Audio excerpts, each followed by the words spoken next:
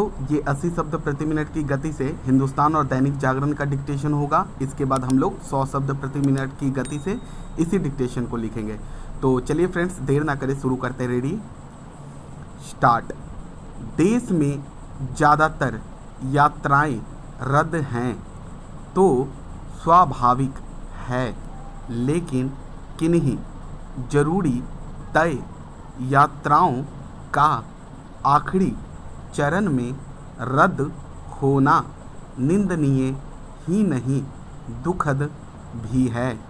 25 मई को विशेष हवाई सेवा की शुरुआत हुई और पहले ही दिन 80 से ज़्यादा फ्लाइट्स का रद्द होना न जाने कितने लोगों को परेशानी में डाल गया। अव्वल तो हवाई अड्डे पहुंचना ही टेढ़ी खीर है, भारी खर्च करके पहुंच भी गए तो फ्लाइट का रद्द हो जाना व्यापक विफलता के सिवा और क्या है। कहना न होगा, इन दिनों यात्राओं के साथ हमने बहुत बुरा सलूक करना शुरू कर दिया है। पैदल यात्रा हो या हवाई यात्रा, हर जगह लोगों को परेशानियों से गुजरना पड़ रहा है। तो इसके लिए सिवाय प्रशासन के कोई और जिम्मेदार नहीं है। जिनकी यात्राएं रद्द हो गईं, उनके नुकसान की भरपाई कौन करेगा। बेशक कोरोना काल में फ्लाइट के रद्द होने के कारण बढ़ जाएंगे। छोटे छोटे कारणों से भी फ्लाइट को रद्द करना आम हो जाएगा। अतः यह बहुत ज़रूरी है कि जिनकी फ़्लाइट रद्द हो गई उनको अगली फ़्लाइट से मंजिल तक पहुंचाया जाए। स्वास्थ्य जांच, सैनिटाइजेशन इत्यादि कुछ कारण हैं जिनका महत्व बहुत बढ़ गया है।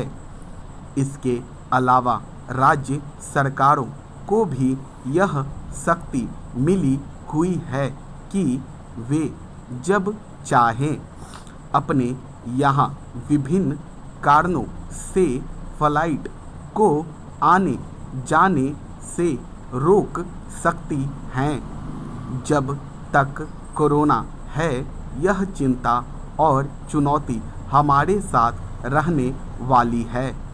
आने वाले दिनों में एयरलाइंस संचालकों को ज़्यादा चौकसी और सेवा भाव से काम करना है। लोग बहुत ज़रूरी होने पर ही यात्रा पर निकल रहे हैं। वे पर्यटन या कहीं स्नेह मिलन के लिए नहीं जा रहे हैं। जो यात्राएं जीवन या व्यापार के लिए बहुत आवश्यक हैं, अभी उन्हीं की ज़रूरत है। तो लोगों की यह मजबूरी एयरलाइंस के भी ध्यान में रहनी चाहिए। तभी कोरोना के समय में उनकी सार्थकता सिद्ध होगी। टैक्सी सेवा हो या रेल या हवाई सेवा, हर तरह की परिवहन सेवाओं को लोगों और देश की नई उम्मीदों पर मुकम्मल उतरना है। इन सेवाओं के संचालक जितनी संवेदना के साथ सक्रिय होंगे, उतने ही कम विवाद होंगे और लोगों को भी सुविधा होगी। मिसाल के लिए ईद के दिन भी सुप्रीम कोर्ट को एयरलाइंस के खिलाफ सुनवाई करनी पड़ी है। तो यह कोई प्रशंसनीय बात नहीं है। सुप्रीम कोर्ट ने प्रशासन को भी याद दिलाया है कि एयरलाइंस की आर्थिक सेहत से ज़्यादा जरूरी है लोगों की स्वास्थ्य सुरक्षा।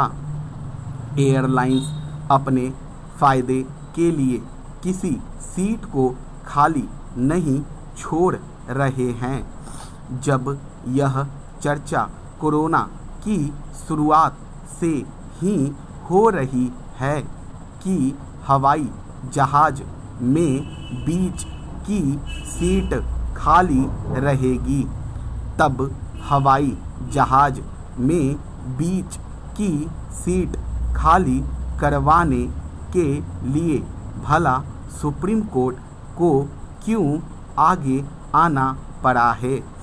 क्या आने वाले दिनों में रेल और बसों में भी बीच की सीट या बर्थ को खाली रखने के लिए सुप्रीम कोर्ट का दरवाज़ा खटखटाना पड़ेगा?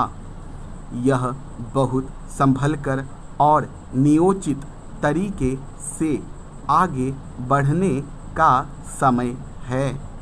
जो महाराष्ट्र शुरुआत में हवाई सेवा के लिए तैयार नहीं था, वह भला क्यों तैयार हो गया? महाराष्ट्र या मुंबई जैसे जो शहर कोरोना के हॉट स्पॉट बने हुए हैं, उन्हें भला बाकी देश से क्यों जोड़े रखा जाए? बेशक तमाम परिवहन सेवाएं शुरू हों, लेकिन ध्यान रहे वे बीमारी या परेशानी का माध्यम कतई न बने।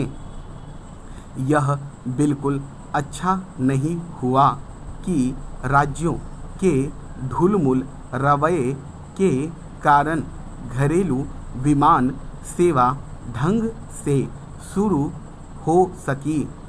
चूँकि 80 से ज़्यादा उड़ानें स्थगित हुईं, इसलिए सैकड़ों लोगों को परेशानी का सामना करना पड़ा।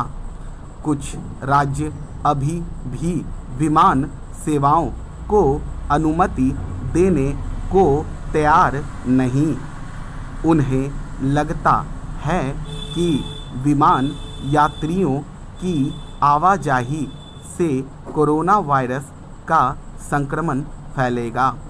जब विमान यात्रियों की सेहत की फौरी जांच की जा रही, वे आरोग्य सेतु ऐप से लैस किए जा रहे और यात्रा के दौरान सभी आवश्यक सावधानी भी बरती जा रही, तब फिर विमान सेवाओं के लिए राज्य सरकारों की आनाकानी समझना कठिन है। यह सही है कि कोरोना वायरस के संक्रमण से कोई भी ग्रस्त हो सकता है, लेकिन इसका यह मतलब नहीं कि विमानन कंपनियों और विमान यात्रियों की ओर से हर संभव सतर्कता बरते जाने के बाद भी हवाई यात्रा को हतोत्साहित किया जाए।